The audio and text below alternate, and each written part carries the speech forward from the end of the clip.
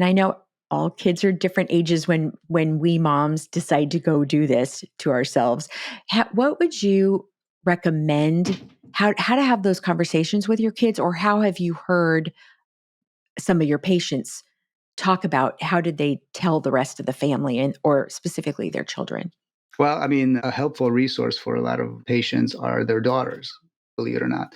In fact, I had one of the surgeons that I used to work with in Beverly Hills. That was the very first question that he would ask a patient if she was going to undergo a major surgery such as liposuction, 360 liposuction. Is like, I'm interested in how many daughters you have and what are their ages, because if you have an older daughter, like she's in her teens and stuff, she will be probably your best help through this process of recovery, and that seems to be true.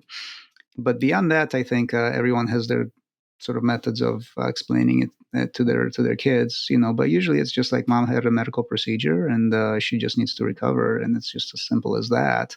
And as long as the rest of the family is supportive, then it's not really a big stressor on the kids. I think having that support system, not only going into surgery, but then so when you're coming out of it, that you feel safe. I don't know if that's the right word, but that you know that everybody's sort of on your side. What's Mhm. your advice? Do you have any advice about that or thoughts? I think that's all important, yes, and but I would also say that you really just are doing this for yourself. Bottom line is, you deserve it. You're doing this for yourself. Don't do it for anyone else.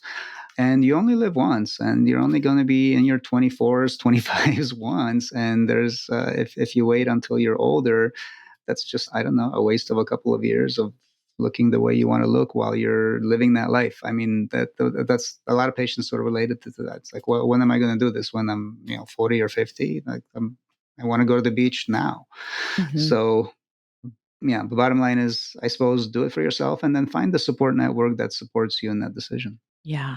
Well, I think, people talk about like that, the lifetime value of something. Well, the longer you can amortize it, the better, right? If it costs you $10,000, but you can amortize it over the next 40 years versus the next 10 years. Right. And like you say, that having that feeling that, you've done something for yourself and that's okay. We can do things for ourselves. And then to have those happy years.